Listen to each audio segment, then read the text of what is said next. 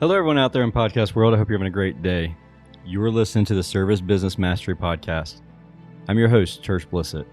On today's episode, we are going to be talking to John Stoj about honest financial investment, using financial advisors who aren't paid commission, and how he got to that road and how he got to made this choice, the decision to go from financial advisor role to becoming an entrepreneur to selling his business after growing it and creating a successful sushi company, and then turn around and becoming a financial advisor again. But the struggles of the internal conflict between going from commission-based to a flat fee-based role there. And we're going to talk in detail about why he chose the path that he chose.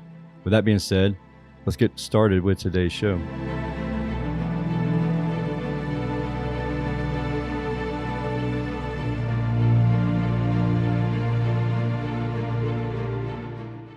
Hey there, let me take a quick second to introduce to you one of the businesses that makes this show possible by continuing to support us. This particular business is called Podium, and I personally use it. As you know, with sponsors on this podcast, we don't allow sponsors that I don't use. I just have to use them and trust them before we go down that rabbit hole of recommending it to you. But with that being said, I use Podium personally. I have a lot of friends who use Podium. Whenever I told friends of mine who are business owners in the HVAC industry in particular that I don't use Podium, they're like, you're a fool for not using Podium. A little bit about Podium: they've worked with over 55,000 local businesses. They do range from tire shops to jewelry stores, medical practices. Every Podium customer has one thing in common: they are problem solvers. They solve problems. These new challenges that we're facing are no exception. They've used Podium suite of messaging tools to continue to deliver everything that they've done in the past with great service. They've stayed in touch through text, connected remotely with websites through text, collected contactless payments through text, and even started video chats through text. They've done all of this with the messaging tools, the tools that just work. They work really great 6 feet away. They also work really great 60 miles away. They've maintained a personal touch even when we can't be in person. See for yourself how 50,000 businesses have been able to adapt with using Podium. Go to podium.com/starter to get started for free. That's podium.com/starter. I use it and it's unbelievable. I will tell you that in the biggest pain point that I had in the past was getting messages from my Facebook business page and getting alerted properly when a message would come through. I want to interact with our clients, but I didn't have a proper way of having that communication. Well, now I have that. I have all of my chat goes to one app, and I'm notified instantly, which is amazing. And if I don't reply within 5 minutes, I get an email, which is awesome too. It's amazing because I've had conversations on Facebook through the Podium app, and those conversations come straight to my phone. I'm instantly notified, and it's Facebook through our Service Titan. So Service Titan, even after hours, we're getting notified, and it is amazing. And we're sending out alerts as soon as the service expert heads places. We can send videos. It's legit a game changer. And that doesn't even mention the fact that it sends out reviews and collects reviews for us on Facebook and Google. And you can do anything else. You can do anywhere else that you have something, you can collect reviews for that place also. So that being said, long-winded, but I believe in it. That's why it's on the podcast, and I think you should check it out. That's podium.com/starter to get started for free. Back to your show.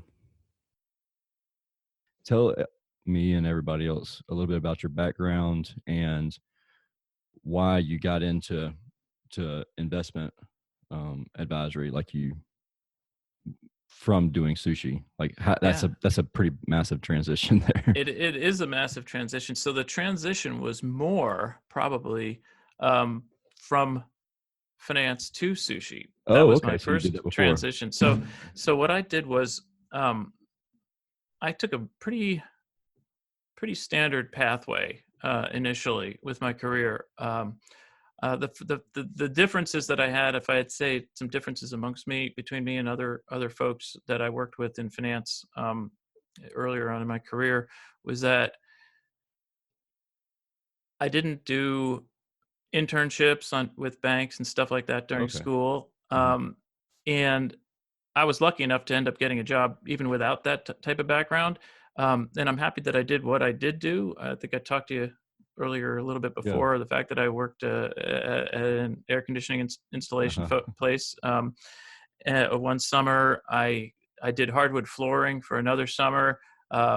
I worked as an electrician's assistant Oh, cool. for after school and on weekends, and then also one summer doing that. So I sort of like to get my hands dirty, and I learned so much from those businesses and that experience that I didn't realize I was learning until decades later. Mhm. And and and and um, and it's one thing I always think about, talking about a service business, and I know that obviously we're going Right. to end up talking about that here, but I still remember this distinctly. And I don't know, 17, 16, 17 years old. And I'm just putting in receptacles Mhm. in somebody's house, and they're having a big renovation done. And my boss comes by and he says, "Get off the ground." I'm like, "What are you talking about?" I was Oh, you're sitting sitting down, down on the ground. yeah, putting, and I'm Uh-huh. like, "Well, but I'm right in front of the receptacle. It's like ground level, right?" Right, yeah. He's like, He's like, "If a customer walks in and sees you sitting down on the job, that's not going to fly." He's like, Yep. "You squat down and you Mhm. put that receptacle in. You don't sit down on the job." Even if your foot goes numb from cutting off blood circulation to you with your knees sitting on the ground.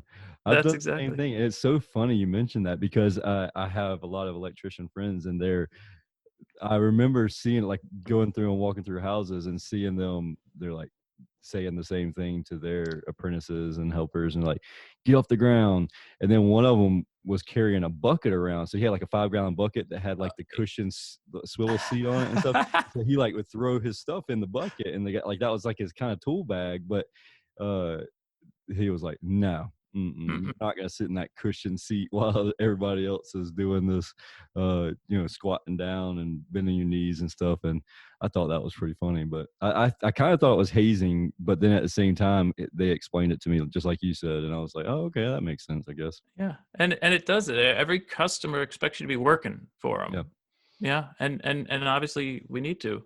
Um, and so I'll get to it, but that's what I try to think of, that type of thing every time I work with a client. Now in my yeah, business, but after that, I mean, I will fully admit, luck is a part of everything. I mean, I worked in school and I got good grades and all that. Went to a good school, mhm, but I got a job, my first job on Wall Street, because one of my friend's cousins worked at a bank, yeah, and I literally was home, from college the summer, and the phone rang, and I hadn't figured out what I was going to do that summer yet. Um, and he's like, "Hey, what are you doing today?" I'm like, "I don't know." He's like, you think you can get into the city by this afternoon?" I'm like, I guess so. And so, like, sure, I think I put a tie on. I didn't even have a suit. yeah, I put a tie on and a nice shirt, and I got on the train to Manhattan, and I went in and I interviewed for what was turned out to be a temp job. yeah, But that was okay. It was great. And I got my first job on a trading floor. Um, and then I had fun. I enjoyed it. And at the end, I basically said, "Okay, I'll be back mhm, after I graduate this coming year." And yeah. they're like, Well, I'm not sure that that was part of the deal." I don't know if that's how this Uh, works. right.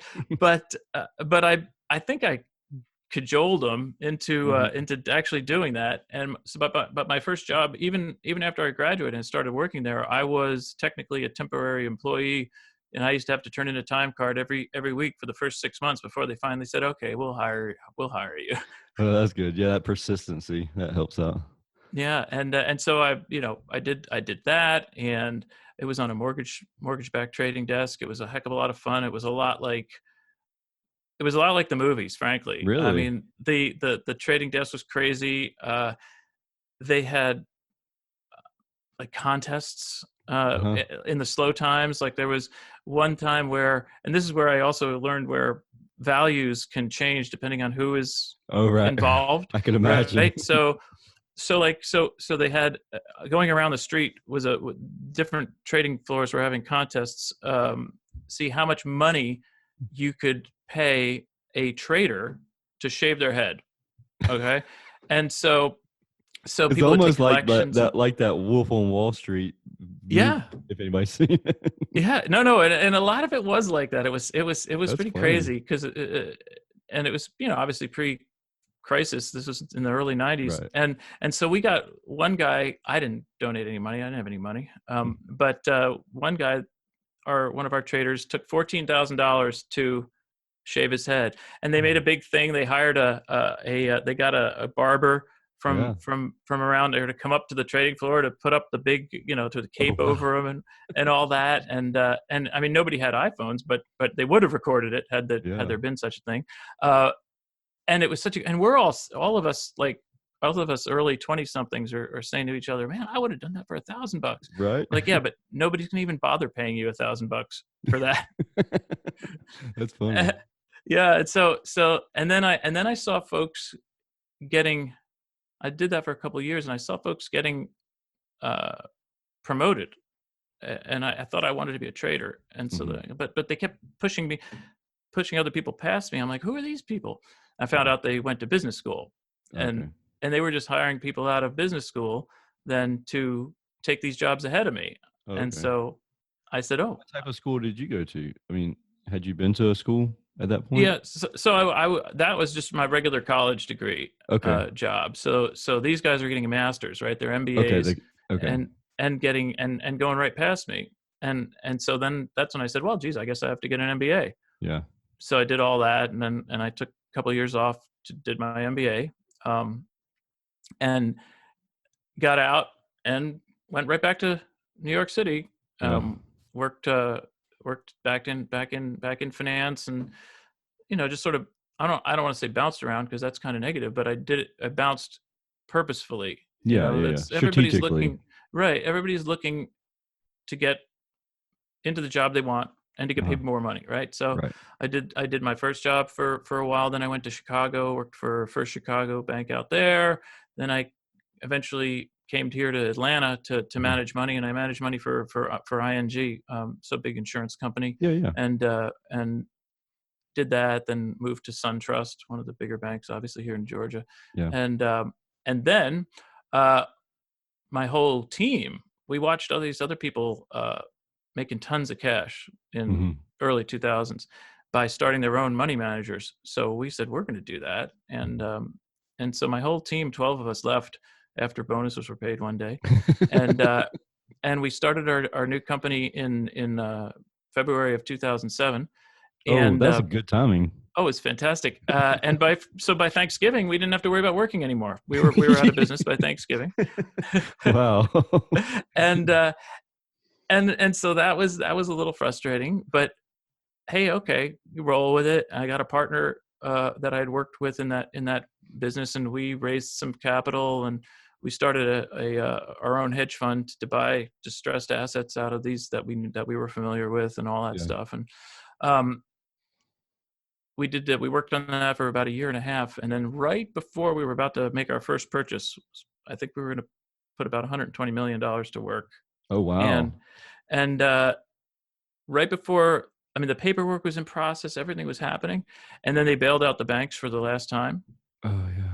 and we got a call literally the next day from our counterparty, and they said, well, you know we don't need your money anymore. Yeah. We We got got the a government's bailout. money. Yeah, and Oh, man. that put us out of business right then and there. And so I said, uh, I was so frustrated. I So can only imagine. this was well, and my partner, he was a little more masochistic. Is that the one where you don't like yourself, or is that one I where you don't don't like other know. people? I never know those things. But he used to keep track of what we would have been paid had Oh, we had man. that happened. That's And just Make I'm you like, don't, so make you hate yeah, the world. no kidding. I'm like, don't tell me this. He'd call me up. He's like, yeah, I think we probably would have each made about 7 million Yeah. off of that one trade. And it didn't happen, obviously. So I was so angry that I said, I'm going to do something completely different. I'm not doing this anymore. People Yeah. keep pulling the rug out from under me. Mm-hmm. And so I looked at businesses and what type of businesses have low barriers to entry, and the people, and then I could feel like I could understand. Yeah. And food obviously is one of them, right? Food is good. And everybody needs to eat, That's right. even if there's a recession. Mm-hmm. And so, I mean, it was foolish, but I thought I was smart. So I said, oh, well, I'm not going to open a restaurant because I don't want to worry about, Deal with are people going to walk in the door? Yeah. Yeah. Yeah. Yeah. All that. So one of my friends, and people ask me why sushi. One of my friends actually from business school had opened up a sushi restaurant. He used to say that he wanted to make himself the Taco Bell of sushi. Oh, that's cool. And I used to say to him, at least let's shoot for Chipotle, not Yeah, Taco Bell. right. But Taco Bell, like 2 a.m. leaving the club, and we're gonna hit up the sushi bar. exactly. But so I said, hey, listen, I have an idea. How about if I open up your business, you help me learn how to do the sushi business, but we don't open up a restaurant. I don't open up a restaurant in Atlanta.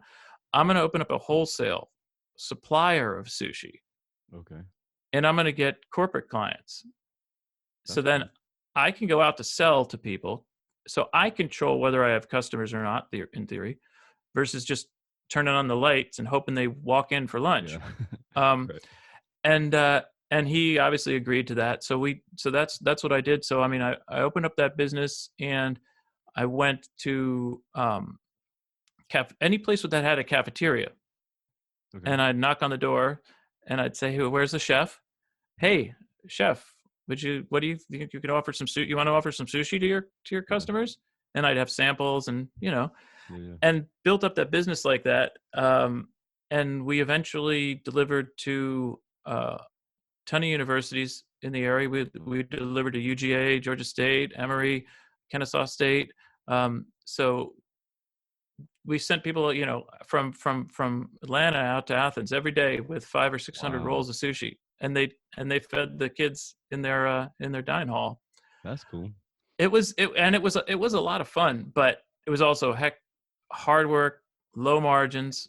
Yeah, I could imagine.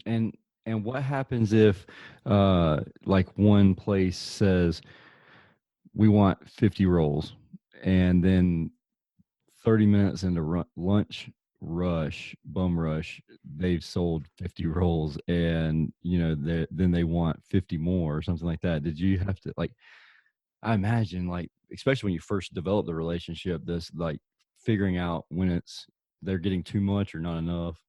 Oh yeah, no, and that was the most difficult part, and that's where some sales acumen comes into it a little Yeah. bit. I'm not a good salesperson by any stretch. The reason why people do business with me is if it takes time. They get to know me, and they're like, "Well, that guy's not an idiot. Maybe I should do some business with him." But I'm not the kind where I can walk into the door, and Yeah. have a golden, so say Oh, some golden yeah. words, Uh-huh. and people are like, "That's the guy." Mhm. Unfortunately, that's not me. I know some people like that, but that's not me. But my partner, like, he was so afraid of losing business that he would say, okay, well, listen, we'll deliver you 100 rolls, and you pay us for whatever's sold, and you don't have to pay us for what's unsold. Hmm. And that makes for the easiest sale Yeah. because there's no pressure Right. Them to get on rid the of it. on them to get rid of it, right? So um some clients said, okay, that's real nice, and still going to take my responsibility to sell this product because Mhm. of that's the way it should be It done. should be, yeah. Others just would take advantage of us and use us to keep their shelves stocked. Stock. And Um, knowing they weren't gonna sell it, or if they did sell, I could see, like, that you could have unless you had access to their POS system, like, they could sell stuff and tell you they didn't sell it. They had to Oh throw it. yeah, no, we had a system such that they had to record obviously sales, and so Okay. and then when our delivery guys would go back, we required them to give us back the unsold Oh, stuff so okay. we could Okay. then double check them Gotcha. and Gotcha. things like that. Because oh my God, listen, before we started double checking, some of those guys, they would do the same thing. They would claim to. I believe it. It's a crazy business. By and large, I mean, I love the food business. I mean, I'm not back into it, but Mhm. by and large, the folks working in the food business, they care about Mhm. people, and that's Yeah. what I really loved about it. If they've made this work a career, it's because of they want to make people feel better, and they're Yeah. making them feel better by giving them a good piece of food, whatever it is.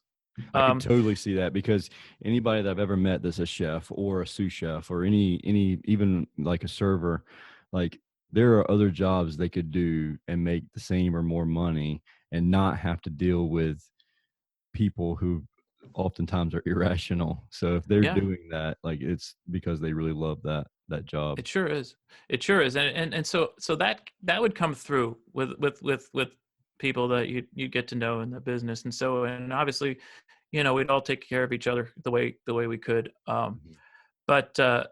But but yeah, and so I did that for a number of years, and it was fun. I mean, the coolest thing was probably delivering sushi to Atlanta public schools. We were the first That is sushi cool.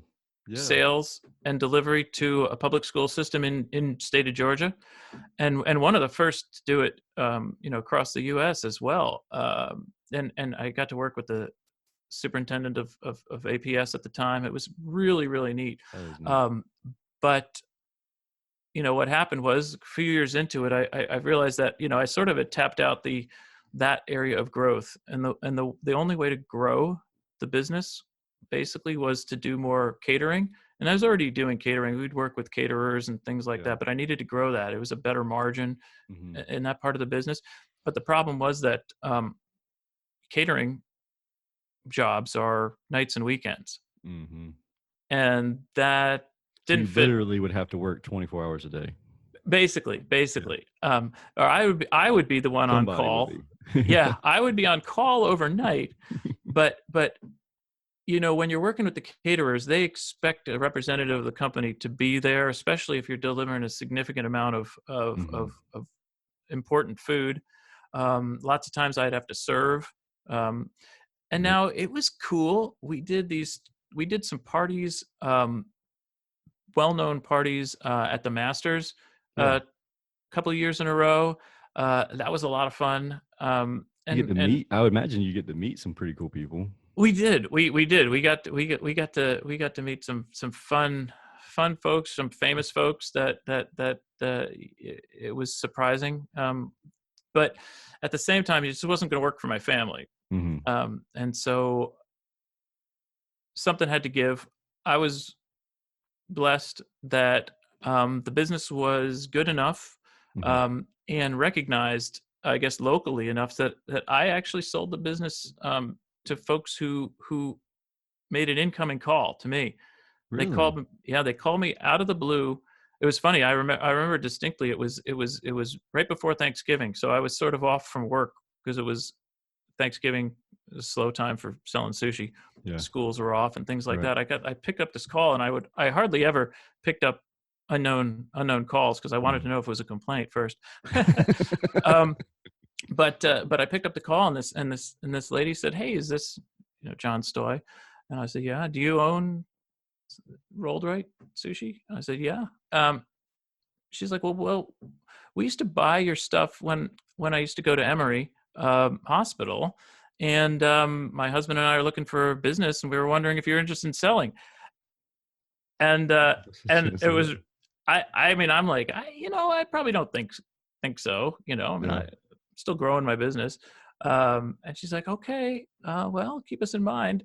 And fast forward 3-4 months to when I was getting out of bed at 1 a.m. and That phone the call. What was that right, phone number again? right, that's exactly right. And I stayed up after I got back to the house, after delivering more avocados to the guys at the commissary.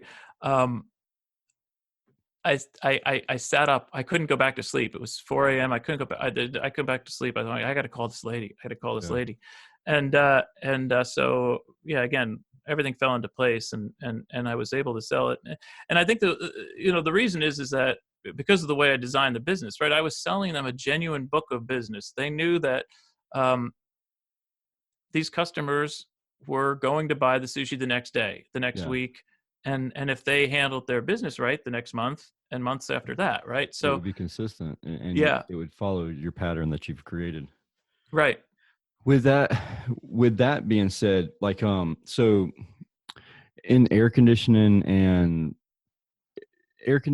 of the trades that require a license, they can still be a low barrier to entry, but they kind of have their challenges because you actually have to show proof in order to get your license, unless you're Hmm. using someone else's license or you're not going to use a license, which I would not advise for anybody listening.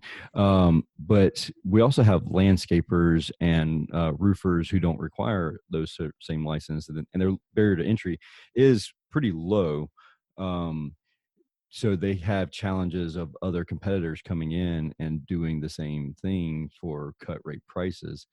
Did you ever have to worry about that or deal with that? Because I imagine if somebody's seen like you having success with doing sushi that way, they would say, "Hey, I can do that. Like it's a sushi roll. Like, you know, if Yeah. and for those who are listening who have had good sushi and had bad sushi, like there is a difference between the two, just so you know.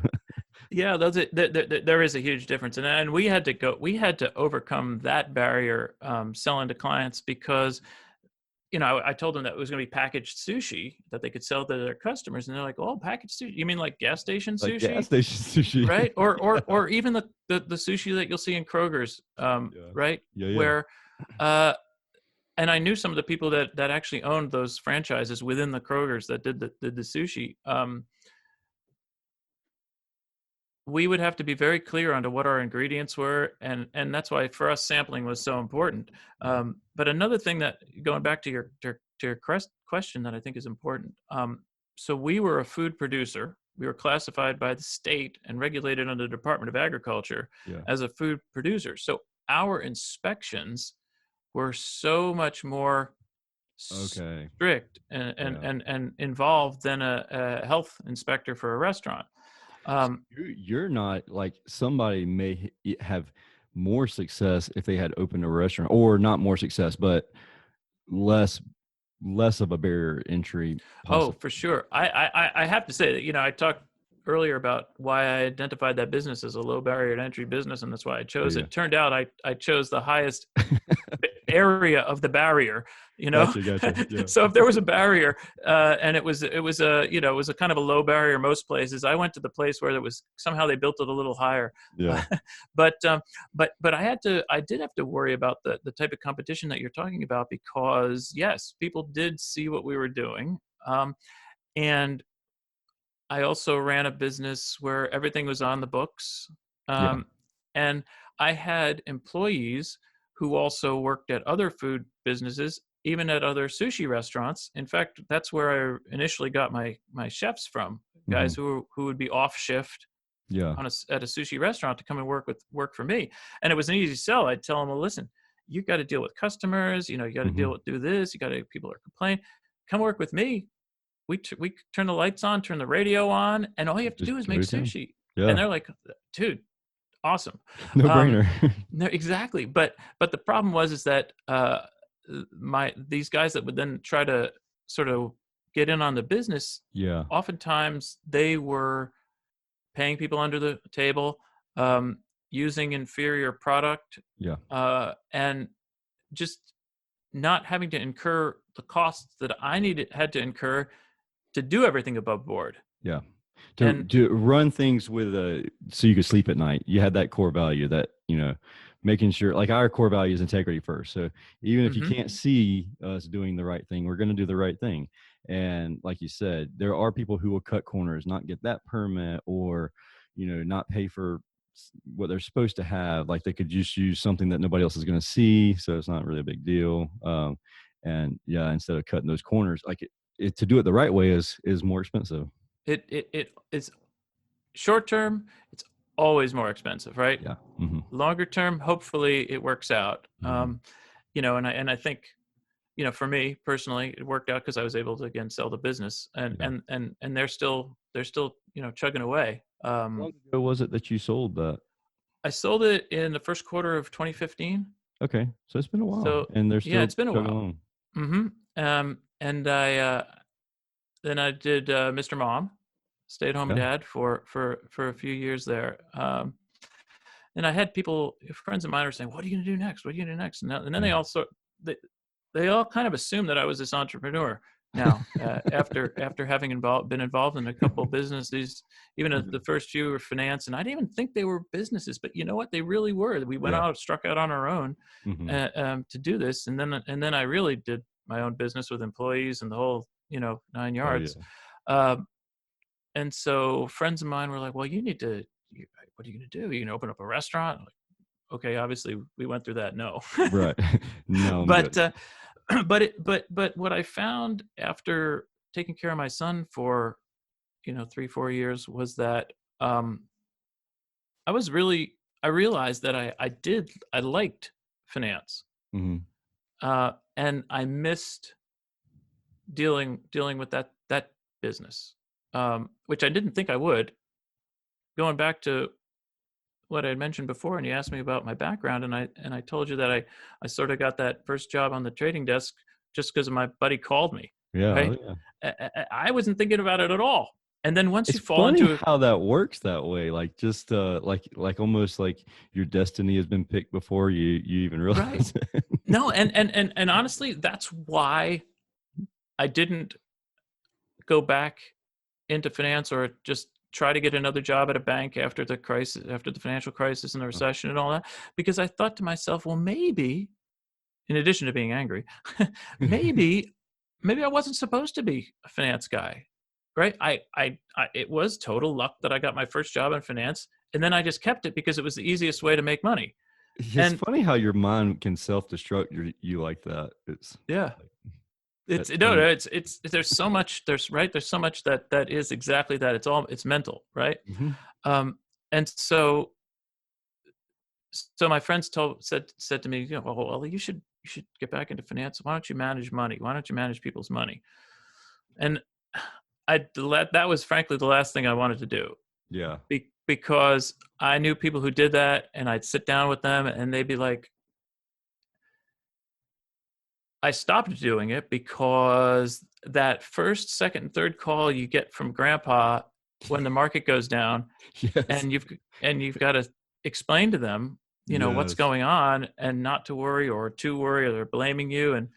And so I didn't know, even 2-3 years ago, I didn't know what I know now about the way of structuring my business, which is that I knew that no one could control the market.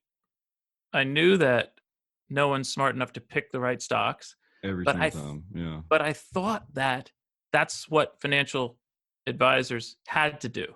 So if and I understand completely what you're saying there. If you almost had like an imposter syndrome going on, where hmm you felt like there are people out there that always get it right, so they must be the people that are designed to do that job. And then like because I made a mistake or I couldn't answer this question, I probably shouldn't be doing this. Yeah, no, and that's right. And that's And I I've felt that exact same. That's the reason why I can describe it that way because hmm I've been there in the exact same situation and scenario. yeah, it's funny, right? Imposter syndrome is real, Hmm. and it is hard to get past. And it's funny because you could tell people who don't feel it, and they just go boom. Yeah, They just or they're really good at hiding it. One or the other. yeah, that's true. That's always a possibility.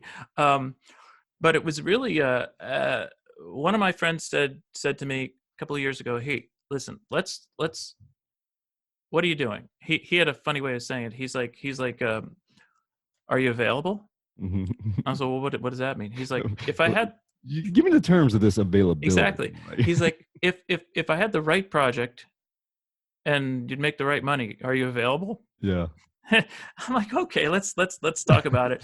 Sounds like your And friends are very similar to my friends. It's like, let's define this conversation, because you could be leading me somewhere that, I'm gonna have to explain to somebody else someday. So that's right. That's exactly right. And so he had this idea, and God love him, because he is one of the best salespeople that I've ever met. Um, but he had an idea to work for an insurance company and basically sell insurance, right? But we were gonna do it the right way. Obviously, there's a lot of folks that sell insurance the wrong way. right, There, I mean, nothing to against the say the insurance least. industry in general, right? I mean, I have insurance. Everybody should have insurance. Yeah. Let's throw that out there. But there's also a lot of folks that are in it, strictly for the commission, Oh yeah. and they make it harder for the folks that are doing it right, of which there are plenty. But Mhm. so we had the idea of doing it right, and I was going to do the financial planning side of it, and he was going to basically sell Okay. insurance, Yeah. the insurance side of it. Sounded like a good plan. Um, but what I found was, and I tell people that I did this, um, I did a year of pro bono financial planning for folks, because I worked with, I know exactly the number because of it got to me. I worked with 83 clients over the course of the year or so that I was doing that, and I went through in-depth planning with them, because that was the way the insurance Okay. advisory, financial Oh advisory business works, right? Is they say, hey, we're going to do this free plan for you, yeah. and then you sell them something, right? Hmm. Well, so I did these plans for folks, met with them multiple times, put a lot of hours into this. It's not Yeah. inconsequential to do a real financial plan for somebody. To do something like, for anybody that's listening that hasn't dealt with this, because like I have a financial planner, and it basically evolved from my insurance guy, which was my friend before he became my insurance salesman, broker, whatever. And he just happens to work for Allstate, and he's a really good guy. Like you said, there's good guys and there's crooks, or basically criminals. But he's a really good guy, and he was like, "Hey, here's my financial advisor. I just brought him on board. Like, he's going to do this for free for you because he's new to our organization. But uh, would you let him do this quick analysis?" And I was like, "Sure, quick analysis. That sounds good to me." And it's like, "John, please stop calling me. Like, this was supposed to be a quick analysis. I thought 30 minutes, we were done." And it's like, "Nope. I'll get back with you next week." I was like, "Okay." Yeah. Oh yeah. In That it's depth. it's so it's an involved, and it should be an involved process, Yeah. right? This is Hmm. important. Absolutely. But I did all these plans for these folks, and I got to the end of them, and not one person that I worked with needed something that I could get paid on, because of I was working for a commission shop. They Wow. did not need the insurance that was going to pay me, Yeah. and So, so and then, like, could you have gone down the route where you could have sold them something? Like, was there something there that they could have purchased even if they didn't need it? yes, Yeah. without So any doubt. your inner turmoil there was like, I need to be honest. I need to have integrity. They don't need this stuff. Yep. And then the insurance industry is like, you need to sell them something. This is what you can sell them. These are the things you can make all this Yep. commission off of. Yeah, that's tough there. No, it's and it was really difficult, and I was again working with my friend, and who I do respect, and he truly believes that he's doing the right thing for these people, because he did sell stuff to him, because, and there's a grain of truth to this, so I'm gonna say he knew that the only way these people were going to save anything for the future Yeah. was by doing it through his product that he was Mhm. selling them, and so And there's yeah, some truth to that. I could definitely see that, because in the service industry, and business owners are the worst about this. I'm guilty of it myself. Like, we see our business as our nest egg, like that's our retirement, like that's what we're going to sell that one day, and that's what we're going to retire off of. Business owners are the absolute worst when it comes to that kind of stuff. I have Mm-hmm. one friend of mine many, many years ago. Actually, it was about 2008. We were talking about what about these business owners? Because I had a lot of friend connections with home builders, and I was like, why don't you hook up with these guys and try and sell them some insurance or some the financial stuff side of things. Yeah. And she was like, oh no, they're my worst clients because they have their nest egg right in front of them. And then 2007 2008 happened, and they went belly up, and they lost everything. And so with the service techs and the service experts in our industry, like for me, I tell them, hey, look, we need to start thinking about the future. Like, I'm 21 years old. I'm not thinking about anything but getting off Friday afternoon and cruising the strip. Definitely not thinking about the financial future. And so it's like, it's one of those things. And I know that it's not just our industry, but I'm familiar with our industry. Oh Uh, yeah. so it's one of those things where you don't really think about it until it's too late, or you're maybe 40 years old and you're like, man, if I'd started doing this when I was 20, Right. I'd be And solid. that's that happens. I mean, that's just right. That's the world over. That's the Yeah. United States for sure. Yeah. And and and it's hard, right? It's especially hard for us as Americans, I Yeah. think, because we're trained in a sense to think that the big pot of gold is right around the next bend, Hmm. and surely it'll be okay. So like, I don't need to save because of, again, like, I'm 21, I'm 24, I'm 31, I'm 34. I'm Yep. going to make more money next year. Yep. Uh, and then but things do happen. Um, and that's where I do feel a pull to help folks to get prepared for that. And frankly, business owners, um, having been a business owner a couple of times, those are, I do, I end up syncing up, with people like that, and we understand each other, You're right. and helping them to avoid what you're talking about Hmm. is one of the things I do. But one of the things that what let me get to that point was doing that pro bono financial planning for a year, and I said that this is it, and I severed my ties with that insurance financial planning company, and one of my friends from high school, so I've known him since 1984. Uh, he has been doing financial planning out of state, out of Georgia. He's been doing it in Virginia, and he runs the business the way it should be run. And I was talking to him, and he's like, "Guess what, John? I knew you were not going to like that side of the business." I'm like, "Why didn't you tell me?" It's like, "You wouldn't Thanks have a listened." lot. Yeah. He's like, "No, I could have told you, but you would have. I know what you would have said." And Yeah. he was totally correct, because I know what I would have told him. I would have told him, "No, yes, I I know that there are conflicts of interest in this business, in the commission sales Hmm. and assets under management model of financial advisory. But I'm John Stoj. I'm honest. I'm gonna do I it the have honest way. integrity, and I'm going to do it the right way." Yeah. But the problem is that under that model Hmm. is, it's just not possible. You Right. can't. It doesn't matter how much personal integrity you have. It's not right for the client You can't to just even survive doing operate it the your honest way. business. Yeah. And so he was gracious enough to let me apprentice, just like I do with my electrician Yeah. 30 years prior. He let me apprentice with him for 6 months. And he runs, and now I run, flat fee only, a financial advisory business. That's cool. So the people, my clients, know exactly what they're paying for. Yeah. All my advice is honest and straightforward, and they know that there's nothing behind the scenes that's causing me to make a recommendation to them or Yeah. any sort of decision, Oh, because that's of, cool. I don't make any money. I don't make Yeah. any money from referrals. Yeah. I don't make any money from product sales. That's It's cool. it's it's purely the advice that I'm able to give them, and the plan that I'm able to put together for them. Yeah. And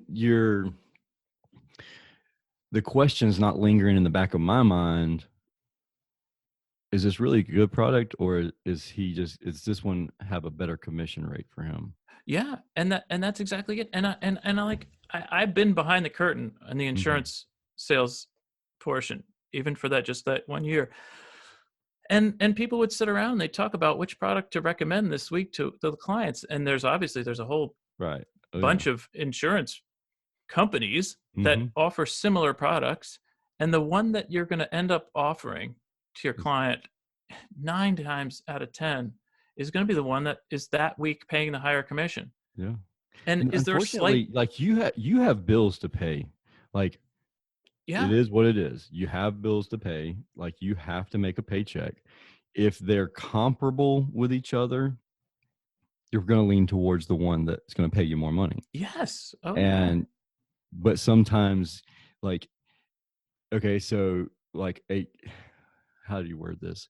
Like a good person can be turned slowly over time, as they're like, okay, this one doesn't offer everything, but it's almost everything, but this one's like double the commission, like right. I can just offer this one and then just be like, hey, look, you're like, you don't really need all of this. And so then it can slowly creep into like, I don't even care what you want. This is what I'm going to push you. That's exactly it. And I should remember the guy who said this, but there's a relatively famous quote, um, and it said it's the capacity of a person to believe what they need to believe when their living is on the line Yeah. is infinite. Yeah. They're gonna Absolutely. and and Your and again, perception, your perception of what is good and bad, like if you need, like if your livelihood is on the line, like, okay, yeah, I could see where that would be yeah, and acceptable. and I will fully admit that I was very, again, call it lucky, call it blessed, whatever you feel, Mhm. that my wife was making a good salary. Right. And so I could make the decision not to make any money. Now, of Yeah. course, she's like, "What are you doing? You're going to work every day. I'm not getting." Right. Yeah. I don't see anything happening in the bank account, and Are so you sure you you're got going to work every day? exactly.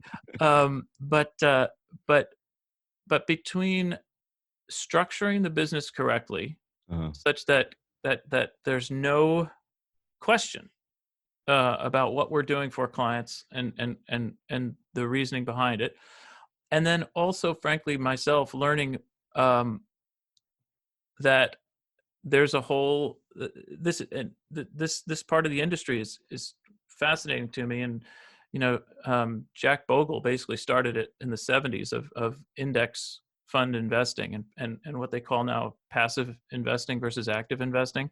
The fact that that has become a cost effective way to handle money, and more people are recognizing it, and there are now decades of financial analyses and Mm. data to back this up. We know no one consistently beats the market by picking stocks or bonds. Yeah.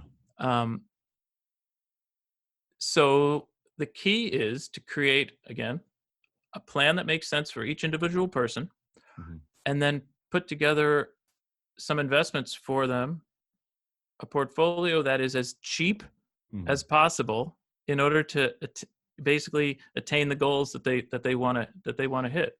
So I don't want to dive down in this rabbit hole because we've been talking for like 50 minutes now. But Yeah. uh, the we haven't had a major recession in a while, and a lot of people have been saying for the past couple of years that this year is the year. Like every year, they're like, okay, we can't keep going at the rate we're going.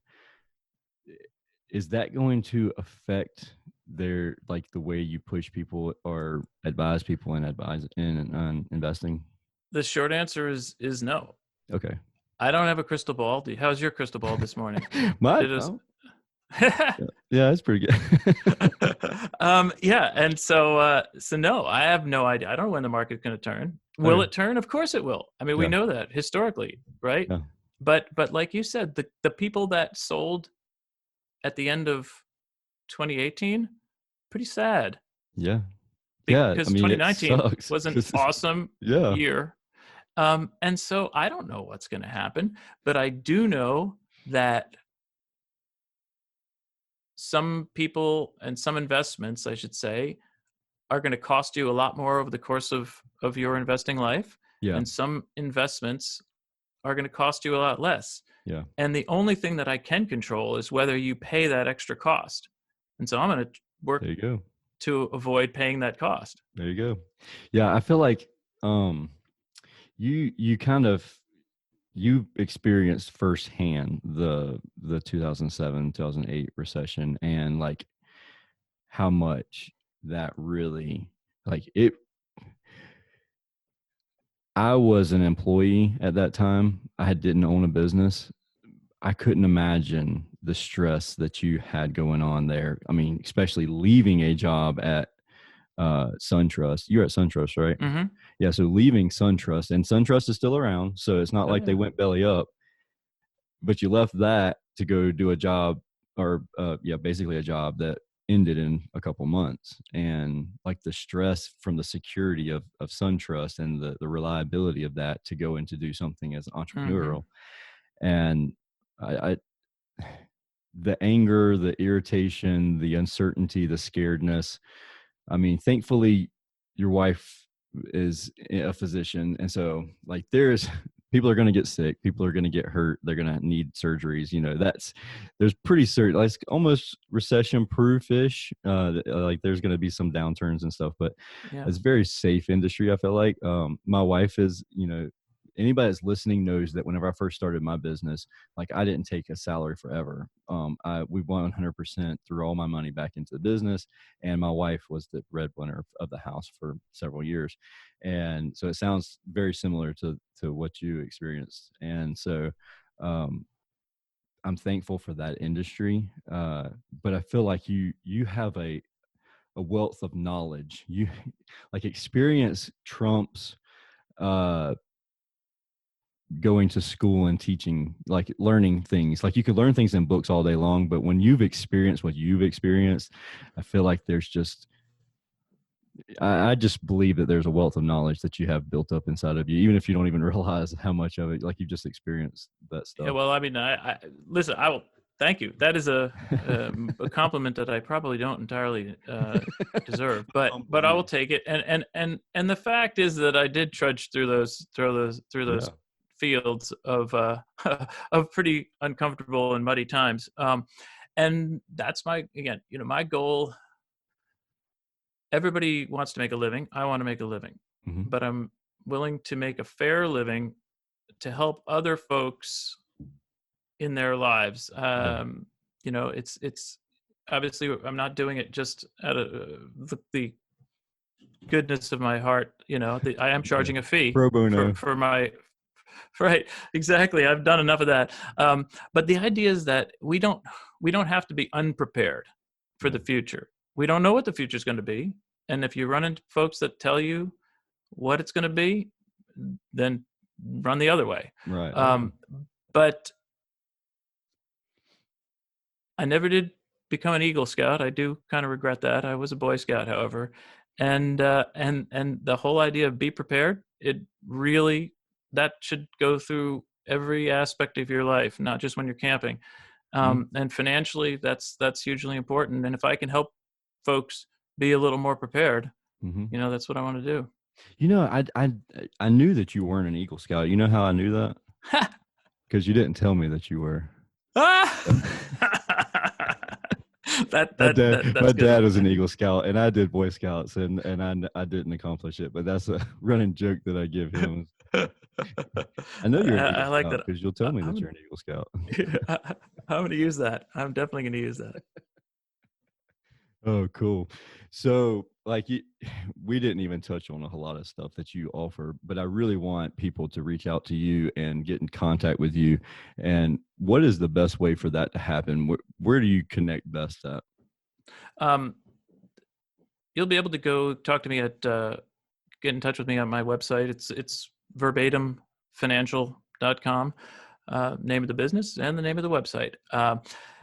And if for some reason just my name just shows up and people want to contact me. I also have a website that's John F as in Frank Stoj STOJ.com, and that'll provide a portal to Verbatim's website as well.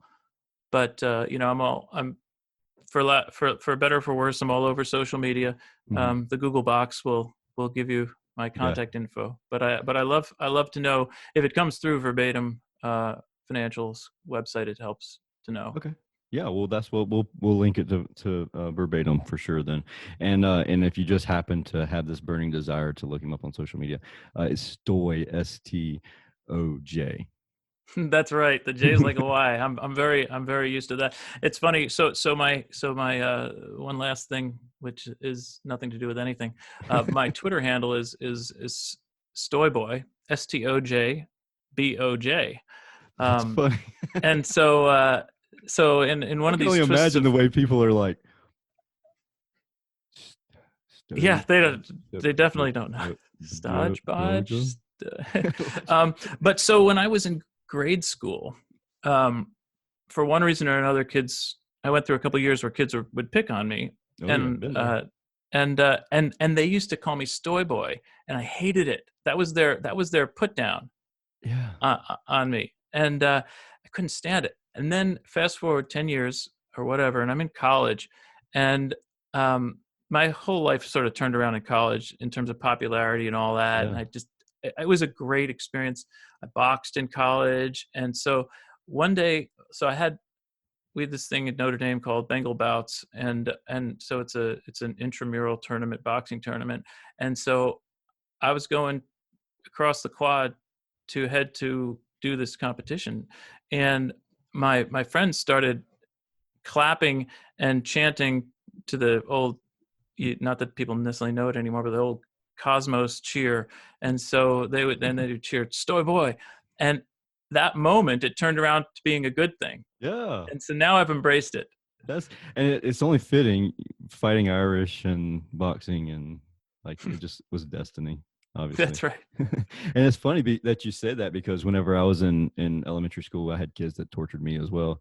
Like Tersh, you can only imagine how many Yeah. different things they could twist and turn off of that. And it's not a normal name because I was in a Catholic um, elementary and middle school, private school, and like everybody was Jason, John, like it was very like just normal names, and then you had Tersh, and when you have like a substitute teacher, that was the worst because they Oh, were I like, could I can only imagine. So you can edit this out, but what? So where did Tersh come from? You got to tell me. oh no, I won't edit this out. It's Tersh is Latin for three. I'm sure there's people that are listening that are like, seriously, where the hell did you get that name? So my real name is David. So I'm David Bliss is the third, and tertiary is short for tertiary. So like primary, secondary, tertiary. And so I am Tersh, and I've been Tersh since I was born. My grandma just said that's your nickname, and that it just stuck. And so it's funny. I hated it when I was in school. Like I swore when I'm 18, like nobody's gonna know that I'm Tersh. I'm going by David, like whatever. And to add to the insult to injury, my middle name is Leslie. And you can only imagine, like, okay, just straight torture. We're in South Yeah. Georgia. Like, your middle name's Leslie? Seriously? I was like, well, it's my dad's and my grandfather's also. They had a sick sense of humor. And so they decided that they'd add Tersh to that repertoire of humor. So yeah. And now it's like I don't even sign my last name anywhere I go. It's just Tersh. And it's like I get the freedom to be lazy and I don't have to write my last name. So nobody even I knows my last name is Blissett. And I like so it. Thank you catch for 22, sharing but that. I now like it's it a turned lot. around. It's good for me. So cool, man. Well, I appreciate you coming on the show. And we didn't talk, like we didn't stay on topic on some things, but it was really valuable. And I value that you were able to share your experience as an entrepreneur and selling your business. And I know that some people are going to have questions about the sales process of that. And if it's okay with you, we might reach out to you and ask you more questions about that later. Yeah, I'd love it. I like to go through all that stuff because I think it's super important, and Yeah. because of that needs to be, if you are an entrepreneur and have your own business, that the process and the thoughts behind eventual sales has to be in the forefront of your whole planning, frankly. Now, I don't want to dive into this rabbit hole either, but did you like when you first started, like, did you plan it out? Like, were you and your partner like, okay, so if we want to sell this, because you seem like you were pretty methodical with your financials and your bookkeeping and that type of stuff, with you having a finance background, I kind of expect that a little bit also, but like, did you say, okay, well, if we want to sell this business one day, we need to make sure that we're doing X, Y, and Z? Yeah, no, for sure. Okay. Because we knew we needed policies and procedures in place. Yeah. You needed manuals. You needed to be able to hand over the business to somebody new, Mm-hmm. and you could, be gone. So that's huge. Yeah.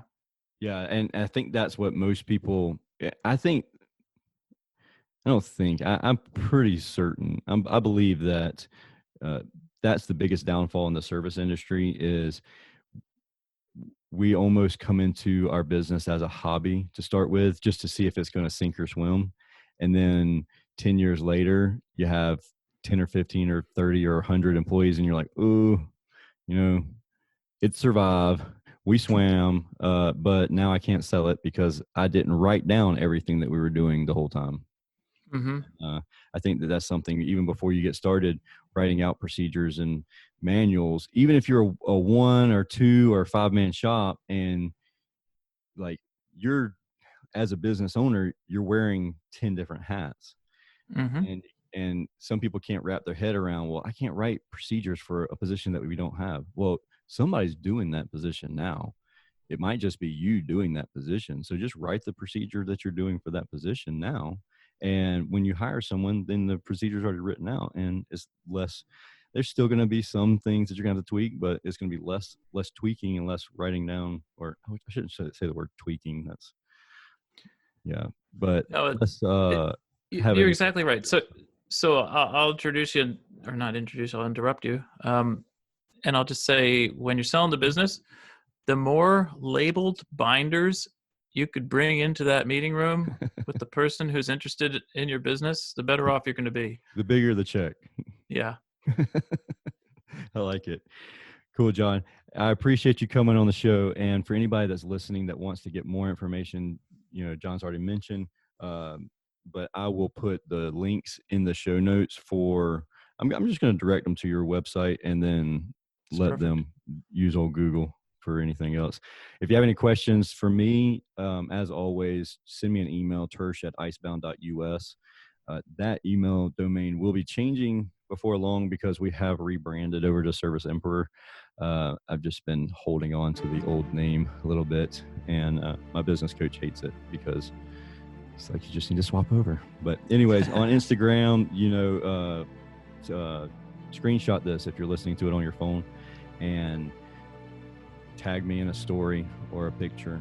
Those are always cool. If I see you, by the time this episode airs, I will have already gone to AHR Expo.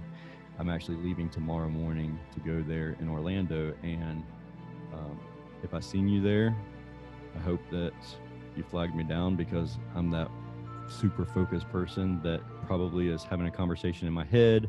So I did not ignore you. I'm just talking to a million people in my head. So with that being said, thank you again for listening to the Service Business Mastery Podcast, the podcast focused on service business owners, managers, and technicians who are considering becoming business owners themselves. We'll talk again soon.